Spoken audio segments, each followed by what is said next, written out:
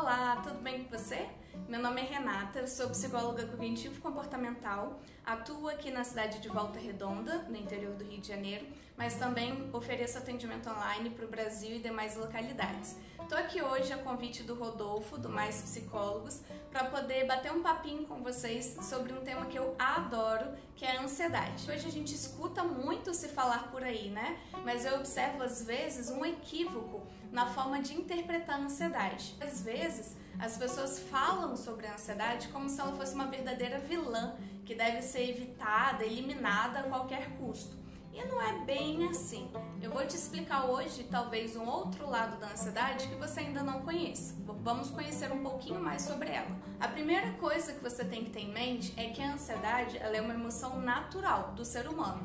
Assim como a gente sente medo, alegria, tristeza, raiva, a gente também sente ansiedade.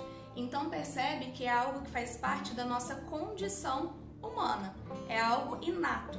Assim como não tem como você deixar de sentir medo ou sentir raiva, também não tem como você deixar de sentir ansiedade. Isso não tem como, pode esquecer. Agora, o que acontece? O problema ocorre quando essa ansiedade começa a ser sentida em excesso. Até mesmo o amor, né, sentido em excesso, a alegria, a tristeza sentida em excesso, são prejudiciais. Com a ansiedade é a mesma coisa, é o mesmo raciocínio. Se você começa a sentir ansiedade em excesso, isso começa a respingar nas áreas da sua vida, começa a atrapalhar o seu desempenho no trabalho, na escola, na faculdade, nos relacionamentos. E aí sim, a ansiedade passa a ser um problema. Mas em níveis moderados, em níveis equilibrados, ela é uma emoção completamente natural. A ansiedade ela é uma emoção bem mais primitiva do que parece. Desde a época mais antiga, desde os primórdios, né, quando o homem ainda vivia em civilizações ali nas savanas, nas florestas, a ansiedade já se fazia presente. E na verdade, o homem precisava da ansiedade para poder sobreviver. O que é a ansiedade? A ansiedade não é você justamente sofrer por antecipação, você ficar tão ligado no futuro, no que pode acontecer, no que não pode acontecer, que isso te gera alguns sintomas físicos e te deixa super ligado? Pois então, naquela época, isso foi de grande serventia para o homem, porque ele precisava estar atento a vários perigos que estavam ao redor dele. Então, por exemplo, ele precisava ter pensamentos acelerados, ele precisava imaginar possíveis situações para que ele pudesse se proteger por antecedência. Então era mais ou menos assim, ele ao sair da caverna, né, ele pensava assim, se eu for para a direita, pode ser que não seja tão bom para mim, porque eu posso me encontrar ali com uma tribo rival e eles possam de repente me atacar.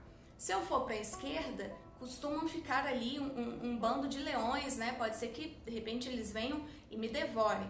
Se eu for adiante, pode ser um caminho melhor, porque se qualquer coisa, se der uma tempestade, se vier um animal selvagem, ali tem algumas árvores altas em que eu posso subir e me proteger. Então percebe, esses pensamentos, né, antecipatórios ajudavam ele a se proteger de possíveis perigos ao redor. E eu me arrisco a dizer que foi a ansiedade a emoção que mais contribuiu para a nossa sobrevivência, para a perpetuação da espécie humana. Então ela tem sim uma função adaptativa. Ela pode nos proteger de perigos. Então ela tem esse lado bom, esse lado benéfico, que às vezes ninguém te conta, mas você está sabendo agora. Então a ansiedade ela pode ser adaptativa, ela pode ser benéfica, desde que sentida em níveis equilibrados, porque a gente já viu que tudo em excesso é prejudicial. Quando a ansiedade começa a ser sentida em excesso, o nosso corpo começa a demonstrar através de alguns sinais, como por exemplo, a respiração fica mais encurtada, fica mais ofegante, nosso coração fica acelerado, a boca fica seca, a gente começa a sentir uma tensão muscular, fica tudo duro, fica tudo rígido. A gente começa a desenvolver alguns problemas gastrointestinais, como por exemplo, o clássico exemplo da gastrite. A gente pode desenvolver algumas dermatites, né, que são algumas manchas, alguns problemas na pele devido a um fundo emocional. Enfim, a gente tem inúmeros sinais de que a ansiedade está sendo sentida em excesso. Um deles, né, inclusive, que eu acho que vale a pena falar aqui, é insônia, a dificuldade de dormir ou despertares, né, durante a madrugada. A pessoa que fica acordando toda hora, tem aquele sono picado, não consegue ter um sono profundo de qualidade, a pessoa que custa a pegar no sono, ou a pessoa que dorme e acorda muitas horas antes do que deveria acordar. Tudo isso também pode ser um sinal de que a ansiedade está sendo sentida em excesso. Quando essa ansiedade começa a ser sentida em excesso, ela pode se configurar como um transtorno de ansiedade. O diagnóstico só pode ser dado, né, por um psiquiatra ou um psicólogo, né, em relação ao transtorno de ansiedade. Mas alguns dos transtornos mais famosos, né, de ansiedade que a gente tem hoje classificados são transtorno de ansiedade generalizada, o transtorno de pânico, transtorno de ansiedade social e vários outros também. Então, se você acha que você está sentindo ansiedade em excesso, se essa ansiedade está prejudicando seu sono, está prejudicando seu desempenho no trabalho, na faculdade, na escola, nos seus relacionamentos, eu te oriento a procurar um especialista, né, um profissional, para que você possa passar por uma avaliação e ver se é realmente o seu caso. Porque hoje existe, né, um protocolo de tratamento na terapia cognitivo-comportamental que é muito eficaz para o tratamento da ansiedade sentida em excesso. Então, eu vou falar com base na minha experiência, porque eu sou psicóloga cognitivo-comportamental. Como que a gente ajuda o paciente a entender melhor essa ansiedade, a superar essa ansiedade que está atrapalhando a vida dele?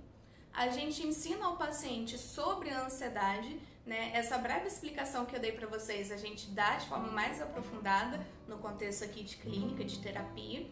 Então a gente ensina o paciente sobre a ansiedade, a gente ensina o paciente a identificar os seus sinais próprios de ansiedade, né? Sinais cognitivos, sinais fisiológicos no corpo. A gente ensina o paciente estratégias de lidar com essa ansiedade. Não é eliminar a ansiedade como se ela fosse uma vilã, mas trazer a ansiedade para níveis equilibrados, já que ela está sendo sentida em excesso. E além da gente ensinar estratégias de enfrentamento, né, relaxamento corporal, muscular, treinos de respiração, técnicas cognitivas e comportamentais, a gente ensina o paciente também como agir caso um dia ele tenha alta da terapia e lá no futuro ele venha a ter uma crise de ansiedade, por exemplo. Para que ele não precise retornar para a terapia só por causa disso, a gente já ensina ele, já faz com ele um trabalho de prevenção de recaída. A gente vê com o paciente possíveis situações que podem vir a acontecer no futuro e como ele poderia lidar com elas. Então você observa que é um trabalho bem completo.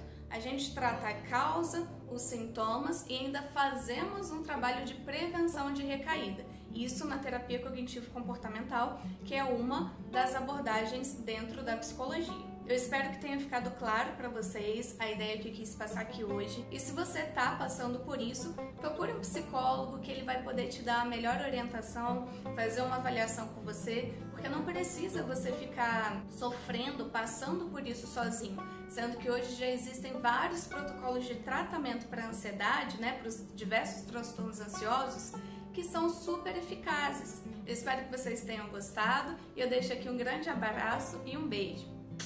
Até mais!